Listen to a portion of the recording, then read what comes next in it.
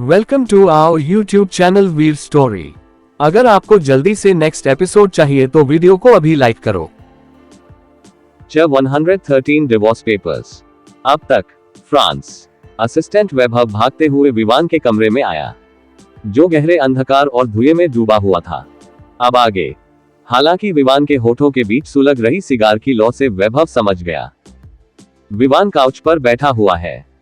वैभव ने ऑलमोस्ट हौंकते हुए कहा, बॉस, खबर बिल्कुल सही है। मैडम सच में कार्तिक कपूर और बेला रिचर्ड की ही बेटी है। एक और बात बॉस, थोड़ी पहले ही कार्तिक कपूर के लोगों ने सारिका और तुसंत को मार डाला। मुंबई शहर के बीचों बीच उन दोनों का सर काटकर टांग दिया उन लोगों, और किसी ने कुछ कहा या किया भी नहीं। यहां तक कि तुसंत की फैमिली तक ने कुछ नहीं किया। मैंने आपको उनका तस्वीर सेंड करा है, एक बार देख लीजिए। वैभव की बात सुनकर विवान ने धीरे से अपना फोन ऑन करके फोटो चेक किया, जिसमें एक लड़की और लड़के का सर छत्रपति शिवाजी महाराज टर्मिनस के सामने टंगा हुआ था। दो कटे हुए सर की जीभ मुंह से बाहर लटक रही थी और आंख ऐसे खुली हुई थी मानो जैसे मरने से उन दोनों ने दुनिया का सबसे भयानक दृश्य देख लिया हो। असिस्टेंट वैभव ने आगे कहा, मैडम कॉलेज से वापस आने के बाद चोरी छुपे ZDD में पार्टिसिपेट करने के लिए रिजॉर्ट गई थी बॉस, और इस बात की खबर सारिका और तुसंत को लग गई थी। इसीलिए उन दोनों ने अपने कनेक्शंस का यूज करके रिजॉर्ट में काम करने वाले कुछ गार्ड्स को पैसे दिए, ताकि वो सब मैडम को किडनैप करके उनके पास ला सके। वो दोनों मैडम का आपके खिलाफ इस्तेमाल करना चाहते थे बॉस। वैभव की पूरी बात सुनने के बाद विवान की मुठ्ठियां इतनी जोर से कस गई कि प्रेशर से उसका खुद का फोन टूटकर चकनाचूर हो गया। सारिका विवान के मामा की बेटी थी, जिसे विवान ने अपनी एक नई और नकली पहचान बनाने के लिए इस्तेमाल किया था। हालांकि सारिका इस बात को एक्सेप्ट नहीं करती थी। उसे लगता था विवान का जो है उसमें उसे भी बराबर का हिस्सा मिलना चाहिए। इसीलिए सारिका अक्सर विवान की कमजोरियां ढूंढती रहती थी, ताकि वो विवान की कमजोरियों का इस्तेमाल करके उससे अपना हक ले सके, जो कि असल में उसका कभी था ही नहीं। वो तो विवान के एक नकली फैमिली का हिस्सा थी, जो उसके लिए एक्टिंग करते थे, मगर सारिका ने उस एक्टिंग को कुछ ज्यादा ही सीरियसली ले लिया था। इसीलिए वो अपने बॉयफ्रेंड तुसंत के साथ मिलकर आर्या को टारगेट कर रही थी। असिस्टेंट वैभव सावधानी ने 2 कदम पीछे हट गया। उसे अपने बॉस से बेहद ही मर्डरस और खतरनाक वाइब आ रही थी।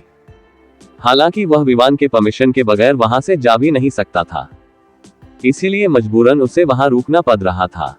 वैभव ने अंत में हिम्मत करके पूछा, बॉस, शेखर और उसके बाकी साथियों के साथ क्या करना है? शेखर और उसके बाकी साथियों से वैभव का इशारा उस इंसान और उसके साथियों की तरफ था, जो विवान के मामा और बाकी फैमिली मेंबर्स होने का रोल प्ले कर रहे थे। विवान ने अपनी लंबी खामोशी तोड़ते हुए कहा, खत्म कर दो उन लोगों को, अब वो लोग मेरे किसी काम के नहीं है। उसका लहजा बेहद ही ठंडा और कठोर था। वैभव ने थोड़ा और हिम्मत करके पूछा, बॉस, मैडम के बारे में क्या आप अब उनसे? विवान ने वैभव की बात बीच में काटते हुए कहा, डिवोर्स पेपर्स रेडी करवाओ। डाइवोर्स पेपर का नाम सुनते ही वैभव की आंखें अविश्वास से फैल गई। उसे अपने कानों पर यकीन नहीं हो रहा था। वैभव पिछले 12 सालों से विवान के लिए काम करता आ रहा था। उसने तब भी विवान को देखा था, जब विवान अकेला था और जब आर्या उसकी जिंदगी में आई थी। वैभव ने उन सभी बदलावों का साक्षी का जो आर्या के आने के बाद विवान में आए थे। कभी किसी की परवाह ना करने वाला उसका बॉस उस अनजानी लड़की पर जान छिड़कने लगा था। वो उसके लिए कुछ भी कर सकता था।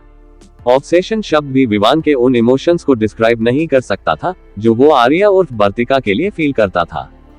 वैभव को बिल्कुल नहीं लगा था उसका बॉस इतनी आसानी से अपनी बीवी पर गिव अप कर लगा, वो भी सिर्फ इसलिए क्योंकि वो उसके सबसे बड़े दुश्मन की बेटी थी। वैभव ने अपनी राल निगलते हुए कहा, बॉस, छोटा मून बड़ी बात, पर आप ये सही नहीं कर रहे हो। आपको मैडम को अपनी दुश्मनी में नहीं घसीटना चाहिए। अगर वो कार्तिक कपूर की बेटी है तो इसमें उनकी क्या गलती? वो तो। विवान ने दोबारा वैभव की बात बीच में काटते हुए गुस्से में कहा, शट योर माउथ वैभव, जितना कहा है सिर्फ उतना करो। मुझे मत सिखाओ मुझे क्या करना है और क्या नहीं, खासकर उस लड़की के मामले में तो बिल्कुल नहीं। विवान की बात सुनकर वैभव ने अपने होंठ भींचते हुए मुठ्ठियां कस ली।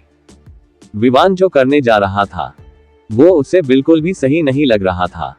वो जानता था जितना विवान आर्या से प्यार करता था उतना ही आर्या भी उससे प्यार करती थी। जब उसे पता चलेगा सिर्फ उसके डैड से दुश्मनी की वजह से विवान उसे डाइवोर्स देना चाहता है, तो वो बहुत ज्यादा हर्ट होगी। वैभव माफी मांगने के तुरंत बाद कमरे से बाहर चला गया। अब उसने अपने बॉस के पर्सनल लाइफ से दूर रहने का सोच लिया था। वैसे भी वह सिर्फ एक सबऑर्डिनेट था, उसका कोई हक नहीं था अपने बॉस की पर्सनल लाइफ में इंटरफेयर करने का। विवान तकरीबन 2 घंटे तक एक ही पोजीशन में बगैर 1 इंच हिले काउच पर बैठा रहा। इस दौरान विवान हर 5 मिनट बाद एक नया सिगार सुलगाकर स्मोक भी करने लगा था। 2 घंटे बाद रूम का एक भी ऐसा कोना नहीं था जहां सिगार का बट ना फेंका गया हो। आखिरी सिगार का बट अपने पैरों तले रौंदने के बाद विवान उठा और बाथरूम में चला आया। बेसिन के पास आकर विवान ने अपने चेहरे पर पानी के छींटे मारे, फिर वह खुद को सामने लगे मिरर में देखने लगा। उसकी गहरी भूरी आंखें सुर्ख लाल हो चुकी थी। लंबे समय तक मिरर में खुद को घूरने के बाद विवान ने अचानक मिरर पर एक जोरदार मुक्का मारा, जिससे मिरर टूटकर चकनाचूर हो गया। कांच के कई टुकड़े विवान के हाथों में भी हल गए थे, जिसकी वजह से उसके हाथों से ब्लीडिंग भी होने लगी थी। हालांकि इतना सब होने के बाद भी विवान के मुंह से एक आह तक नहीं निकला। उल्टा विवान लगातार मिरर पर मुक्कों की बरसात करने लगा। उसके हाथों से खून की धारा रिस रही थी, मगर उसे ना जाने क्यों कोई फर्क ही नहीं पड़ रहा था। देखते ही देखते विवान ने पूरे वॉशरूम में तोड़फोड़ मचा दी। आधे घंटे बाद आखिर में थक कर विवान दीवार के सहारे फर्श पर बैठ गया। उसकी आंखों में गहरी उदासी और खालीपन था। विवान ने अपना सर झुकाते हुए खुद से बुदबुदाया, ऐसा कैसे कर सकता हूँ मैं? उस लड़की के साथ कैसे सो सकता हूँ? वो तो डैम इट, मैं पागल हो जाऊंगा। मैं सच में पागल हो जाऊंगा। ये सब मेरे साथ ही क्यों होना होता है? क्यों? पहले मेरी मॉम की जिंदगी बर्बाद कर दी और अब मेरी। खुद को कैसे फेस करूंगा मैं? ये क्या हो गया मुझसे? मैं कैसे नहीं समझ पाया वो उस इंसान की बेटी है। अब क्या करूं मैं? खुद से ना जाने क्या क्या बड़बड़ाते हुए विवान ने अपनी आंखें बंद की और उसके बंद आंखों के सामने कल रात के वो सारे पल घूमने लगे जो उसने आर्या के साथ बिताया था। अचानक विवान उठा, उसने शावर ऑन किया और फिर वो अपनी बॉडी को ऐसे रगड़ रगड़ कर साफ करने लगा जैसे मानो उसमें कोई गंदगी लग हो। रगड़ते रगड़ते विवान ने अपना शरीर लाल कर लिया था। हालांकि इतना सब करने के बाद भी उसे संतुष्टि नहीं मिली। उसका बर्ताव पागलों जैसा होता जा रहा था। ऐसा लग रहा था मानो उसने अपना मानसिक संतुलन खो दिया हो। उसके हैंडसम चेहरे पर एक साथ हताशा, दर्द, उदासी, परेशानी और घृणा जैसे अनगिनत भाव उमड़ आए थे। रॉकवेव सिटी, ओपरा पैलेस। अगली सुबह कमरे में चारों तरफ फर्श पर कार्तिक और बेला के कपड़े बिखरे हुए थे। कर्टन्स के बीच से आती सूर्य की किरणों ने बेला की नींद में खलल डाल दी। बेला ने धीरे से यौन करते हुए अपनी आंखें खोली। उसे अपने सीने पर भारीपन महसूस हो रहा था। बेला ने सिर झुका कर देखा। कार्तिक हर बार की तरह उसके सीने में सर छुपाए सो रहा था। उसके बाल उसके पूरे माथे पर बिखरे हुए थे, जिससे कार्तिक सोते वक्त बेहद ही मासूम और क्यूट दिख रहा था। बेला ने कुछ पल तक कार्तिक के हैंडसम चेहरे को देखा, फिर एकदम उसे कल रात की सारी बातें याद आने लगी और उसका गोरा चेहरा और कान लाल होने लगे। बेला ने गहरी सांस लेकर वॉल क्लॉक में टाइम देखा। सुबह के 7 बज रहे थे। वो मुश्किल से कल रात 2-2.5 घंटे सो पाई थी। कार्तिक ने उसे सोने ही नहीं दिया था। उसे तो ये भी नहीं पता था कार्तिक ने उसे कब छोड़ा था और वो कब सो पाई थी। बेला ने कार्तिक के कंधों पर हाथ रखते हुए कहा, कार्तिक उठ जाओ, सुबह जो गई। बेला की बात सुनकर कार्तिक ने धीरे से सर उठाकर उसकी तरफ देखा। बेला भी उसे ही देख रही थी। कार्तिक ने दोबारा अपना चेहरा उसके सीने में छुपाते हुए कहा, this is so soft and comfortable wifey, let me sleep, बस 5 मिनट और। कार्तिक की बात सुनते ही बेला का हल्का लाल हुआ चेहरा सुर्ख पड़ गया। उसे अपने गाल और कान जलते हुए महसूस होने लगे थे। बेला ने कार्तिक को पुश करते हुए कहा, कार्तिक मुझे समय से मिलने जाना है। अब वो भी यहाँ रहता है, अगर हम देर से उठेंगे तो उसके ऊपर इस बात का क्या असर पड़ेगा? बच्चा है वो, हम जो करेंगे वही सीखेगा वो। चलो उठो अब, 1 मिनट और नहीं सोना है। बेला की बात सुनकर कार्तिक उसके क्लीवेज पर किस करते हुए कहा, मैं उसे जल्दी ही हॉस्टल भेज दूंगा। कार्तिक की बात सुनकर बेला का मुंह खुला का खुला रह गया। वो पूरी तरह हक्की बक्की हो चुकी थी। उसका बेटा कितने सालों बाद उससे मिला था और कार्तिक उसे फिर से दूर करने की बात कर रहा था। बेला ने कार्तिक को घूरते हुए कहा, ऐसा कुछ नहीं करोगे तुम कार्तिक, कितने दिनों बाद वो हमें मिला है। मुझे उसके साथ टाइम स्पेंड करना है, उसे जानना है। तुम उसे इतनी जल्दी हॉस्टल भेजने का सोच भी कैसे सकते हो तुम। कार्तिक ने बेला की बात बीच में काटते हुए आगे बढ़कर उसके होठों को अपने मुंह में भर लिया। बेला के आगे से शब्द उसके मुंह में ही दब गए। उसकी आंखें भी बंद हो चुकी थी। थोड़ी देर बाद कार्तिक पीठ के बल बेड पर लेटा हुआ था और बेला उसके बाहों में थी। उसने अपना सर कार्तिक के सीने पर रखा हुआ था और कार्तिक की कठोर उंगली उसकी खुली पीठ पर चल रही थी। ब्लैंकेट के अंदर उन दोनों के शरीर पर एक भी कपड़ा नहीं था। बेला ने धीमे लहजे में कहा, तुम उन लोगों को इतना डराना क्यों चाहते हो कार्तिक, वो लोग बहुत कमजोर है। मुझे नहीं लगता, एक शांत जिंदगी के अलावा उन लोगों को और कुछ नहीं चाहिए। उन्हें इतना ज्यादा डराना सही नहीं है। बेला की बात सुनकर कार्तिक ने सिर झुकाकर बेला को तरफ देखा, जो उसके चेस्ट पर ना जाने कौन सा पैटर्न बना रही थी। कार्तिक ने अपनी उंगली बेला के नेक की तरफ बढ़ाते हुए कहा, वाइफी, सिर्फ एक शांत जिंदगी नहीं चाहिए उन लोगों को। बहुत बड़े सपने हैं उन लोगों के, और अगर मैंने अभी उन लोगों का पर नहीं काटा, उन्हें अपने सामने झुकने को मजबूर नहीं किया, तो फ्यूचर में वो सब मेरे सर चढ़ने की कोशिश करने लगेंगे और इस चक्कर में अनगिनत मासूम लोगों की बलि चढ़ जाएगी। कार्तिक की ऐसी बातें सुनते ही बेला की उंगलियां रुक गई। उसके सुंदर चेहरे पर असमंजस के भाव स्पष्ट रूप से देखी जा सकती थी। बेला ने सर उठाकर कार्तिक की तरफ देखा, जिसकी झुकी हुई नजरें उसके ऊपर ही टिकी हुई थी। बेला ने पूछा, तुम असल में करना क्या चाहते हो कार्तिक? पहले तुमने मुझसे साम्राज्य को अपना रेफरेंस कार्ड देने को कहा और फिर तुमने खुद साम्राज्य पर अटैक करवा दिया। तुम्हारा इरादा क्या है कार्तिक? साम्राज्य को तुम इतना ज्यादा अटेंशन क्यों दे रहे हो? बेला का सवाल सुनकर कार्तिक बगैर कुछ कहे उसे देखने लगा। ये सच था, कार्तिक ही वो इंसान था जिसके कहने पर बेला ने अपना रेफरेंस कार्ड परितोष को दिया था, वरना बेला खुद से तो कभी साम्राज्य को अपना रेफरेंस कार्ड देने से नहीं रही। कार्तिक ही चाहता था बेला परितोष को अपना रेफरेंस कार्ड दे। साफ शब्दों में कहा जाए तो कार्तिक चाहता था उसके अटैक के बाद बेला साम्राज्य को बचा ले। क्यों? ये तो वही जाने। आगे क्या होगा, जानने के लिए to be continued. 114 answer me. अब तक बेला ने पूछा, तुम असल में करना क्या चाहते हो कार्तिक? पहले तुमने मुझसे साम्राज्य को अपना रेफरेंस कार्ड देने को कहा और फिर तुमने खुद साम्राज्य पर अटैक करवा दिया। तुम्हारा इरादा क्या है कार्तिक? साम्राज्य को तुम इतना ज्यादा अटेंशन क्यों दे रहे हो? अब आगे। बेला का सवाल सुनकर कार्तिक बगैर कुछ कहे उसे देखने लगा।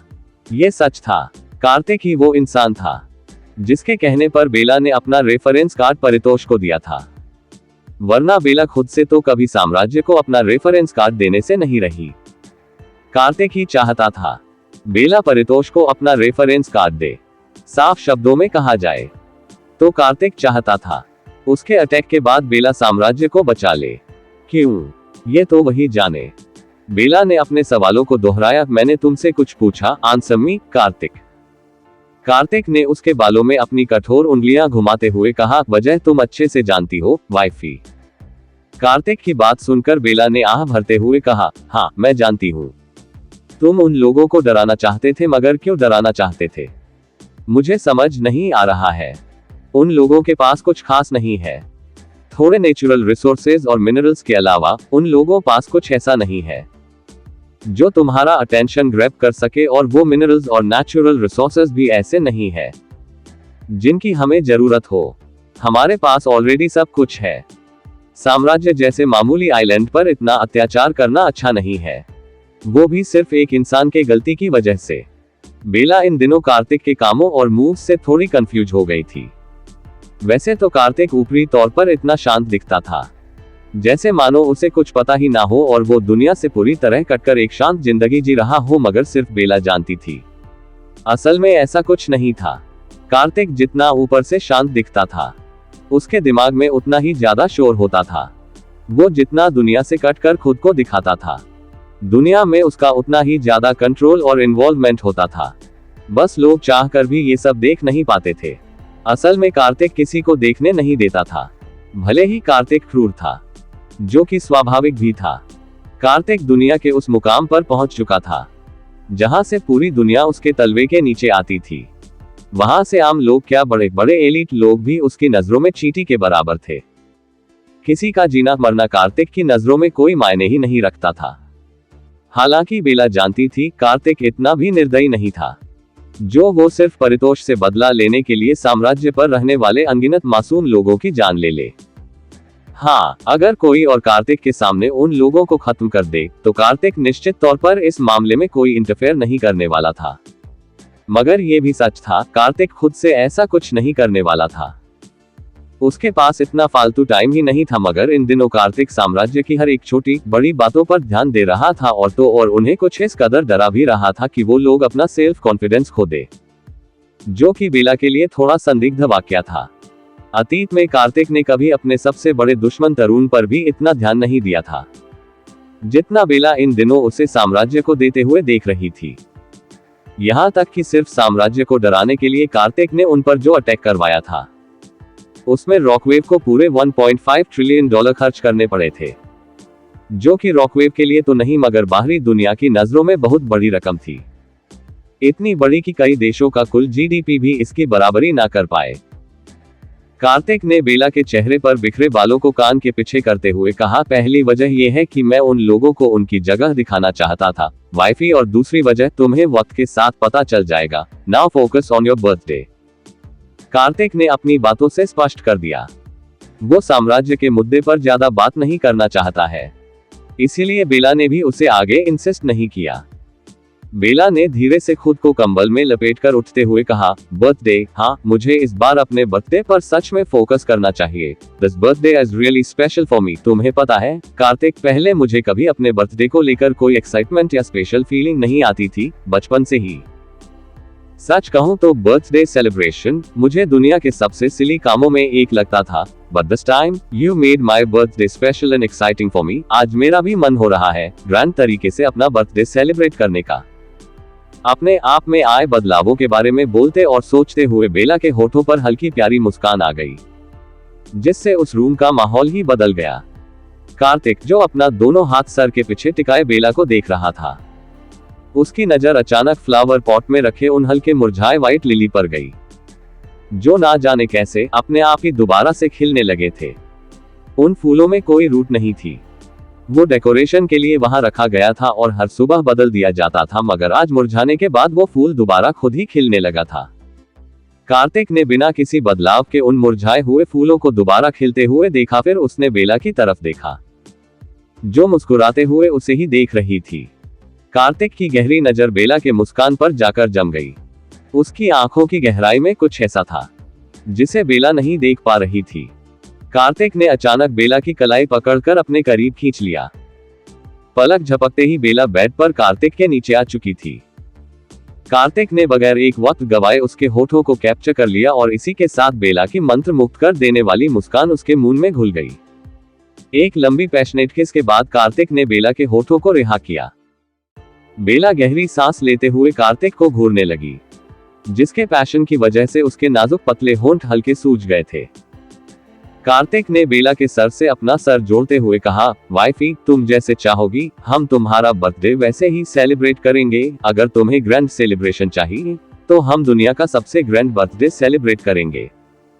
कार्तिक के शब्दों ने बेला का दिल गर्माहट से भर दिया। वैसे तो बेला को किसी चीज की कमी नहीं थी, मगर कार्तिक का उसके लिए कुछ भी करना उसे अलग ही तरह का सुकून देता था। बेला ने मुस्कुराते हुए कहा, नहीं नहीं, इतना भी ग्रैंड सेलिब्रेशन नहीं चाहिए मुझे, थोड़ा नॉर्मल और सिंपल, ओके। कार्तिक ने जवाब में उसके फॉरहेड पर किस करते हुए कहा, एज यू वाइस वाइफी। थोड़ी देर बाद कार्तिक बेला को लेकर बाथरूम के अंदर जा चुका था। 4 क्लीनिंग स्टाफ एक साथ कमरे में आए। कुछ ही मिनटों में उन लोगों ने पूरा कमरा क्लीन कर दिया। वो सब बहुत ही स्किल्ड थे। अंत में एक क्लीनिंग स्टाफ फूल बदलने आई, मगर खिले हुए व्हाइट लिली को देखते ही वो कंफ्यूज हो गई। उसने फूल को हल्का स्मेल किया। आम दिनों हल्की मीठी सुगंध छोड़ने वाला वह व्हाइट लिली आज अलग ही तरह की सुगंध छोड़ रही थी, जिसमें ताजगी, शांति, खूबसूरती जैसे अनगिनत तत्व एक साथ समाहित थे। क्लीनिंग स्टाफ ने कंफ्यूज होकर अपने कोवर्कर से पूछा, फिफी तुमने ये फूल पहले ही बदल दिए थे क्या? फिफी जवाब में बोली, नहीं तो, मैं तो कब से फ्लोर साफ कर रही हूँ। फूल चेंज करना तो तुम्हारा काम है, मैं वो क्यों करूंगी? ऑलरेडी मेरे पास कामों की कमी नहीं है। पहली क्लीनिंग स्टाफ कंफ्यूजन में अपना सिर खुजाते हुए बोली, अगर तुमने इसे चेंज नहीं किया है तो फिर ये फूल इतना ताजा कैसे है? ऐसा लग रहा है जैसे किसी ने अबे अबे इसे पेड़ से तोड़कर यहाँ डाला है। बाकी दिनों तो सुबह तक ये फूल मुरझा जाया करता था, आज ऐसा क्यों नहीं हुआ? अपने को वर्कर को कंफ्यूज देख फिफी ने आकार फूल चेक किया, जो कि सच में ताजा नजर आ रहा था। फिफी ने कहा, ये तो सच में बिल्कुल ताजा है रेबेका, और इसकी स्मेल भी कितनी अच्छी है। ओह, मन कर रहा है जिंदगी भर इसे ही स्मेल करती रहूं। लगता है रम्या ने जाने से पहले इसे चेंज कर दिया था। खैर, तुम अब फ्री हो, मेरी थोड़ी मदद कर दो, 5 मिनट खत्म होने वाले हैं। फिफी की बात रेबेका को भी सही लगी, इसीलिए वो जल्दी से सफाई में उसकी मदद करने लगी। पूरा कमरा साफ करने के लिए उन्हें 5 मिनट का ही वक्त दिया जाता था। इस 5 मिनट के दौरान होने वाली सफाई के अलावा किसी को भी चेयरमैन के कमरे में आने की इजाजत नहीं थी। पूरी सफाई करने के बाद बाकी क्लीनिंग स्टाफ तुरंत कमरे से बाहर चली गई। थोड़ी देर बाद बेला काउच पर बैठी अपना फोन स्क्रीन स्क्रॉल कर रही थी। उसने सफेद वन पीस ड्रेस पहन रखा था, जिसमें वो किसी स्वर्ग से उतरी देवी जैसी दिख रही थी। अचानक बेला का फोन रिंग होने लगा। दोबारा से अननोन देख बेला की आईब्रोज आपस में जुड़ गई। कल शाम भी उसे किसी अननोन नंबर से कॉल आया था। कॉल रिसीव करने के बाद दूसरी तरफ से कॉल करने वाले इंसान ने कुछ कहा नहीं था, मगर कॉल काटने के बाद उसने एक मैसेज सेंड किया था, जिसमें लिखा हुआ था, प्लीज सेव सैराजा। आज दोबारा किसी अननोन नंबर से उसे कॉल आ रहा था। बेला ने गौर से फोन नंबर देखा, ये कल वाला नंबर नहीं था। बेला ने कॉल रिसीव किया। फोन की दूसरी तरफ लंबे वक्त तक खामोशी छाई रही, फिर एकदम से किसी की अजीब आवाज आने लगी, अंधेरे में गूंजती है सिसकियां। साल बीता, मगर दास्तां अभी बाकी है। परछाइयों में छुपा है एक खेल। इस रात कुछ अजीब है, सब कुछ है धुंधला। जन्मदिन मुबारक हो, डर की परछाई में क्या लाएगी ये रात की खामोश सरसराहट। तेरा साया पीछे पीछे चलता है, पर कौन छुपा है तुझसे भी आगे। घड़ी की टिक टिक जैसे सांसें रुक जाएं। कोई देख रहा है तेरे हर कदम को। जन्मदिन मुबारक, मगर जरा सोच, कहीं ये तेरी आखिरी रात ना हो। बेला चुपचाप उस इंसान का पूरा गाना सुन रही थी, जो बेहद ही अजीब ढंग से आ रहा था या गा रही थी। बता पाना मुश्किल था, वो आवाज भी बेहद ही अजीब थी। ऐसा लग रहा था जैसे कोई फटते हुए गले से आ रहा हो। बेला ने गाना खत्म होते ही मुस्कुराते हुए कहा, वाओ, बर्थडे विशे करने का तरीका बड़ा ही खतरनाक है। तुम्हारे शब्दों ने मेरी आत्मा तक को हिला कर रख दिया। अपना शुभ नाम बताने की कष्ट करोगे। जन्मदिन मुबारक, मगर जरा सोच, कहीं ये तेरी आखिरी रात ना हो। जवाब देने के बजाय फोन की दूसरी तरफ मौजूद इंसान ने अपने गाने के बोल को दोहराया, फिर उसने ठहाका मारकर हंसते हुए कॉल डिस्कनेक्ट कर दिया। बेला ने फोन अपने कान से दूर किया। उसके होठों पर अब भी ऐसी मुस्कान थी, जैसे मानो उसने कुछ बहुत दिलचस्प जान लिया हो। बेला ने उस नंबर को कुछ पल तक गौर से देखा, फिर वो दोबारा अपना फोन स्क्रीन स्क्रॉल करते हुए वो करने लगी, जो वो कॉल आने से पहले कर रही थी। थोड़ी देर बाद कार्तिक क्लोजेट रूम से बाहर आया। उसने शैडो ग्रे बिजनेस सूट पहन रखा था। बेला ने उसे देखते ही पूछा, रॉकवेव जा रहे हो क्या? जवाब में कार्तिक ने अपना वॉच पहनते हुए कहा, हम थोड़ी देर के लिए, एक जरूरी काम है, जल्दी ही वापस आ जाऊंगा। कोई बात नहीं, मैं तब तक समय के साथ रह लूंगी। वैसे वर्तिका को यहाँ कब लाने वाले तुम? मुझे मिलना है उससे। आगे क्या होगा जानने के लिए टू बी कंटिन्यूड।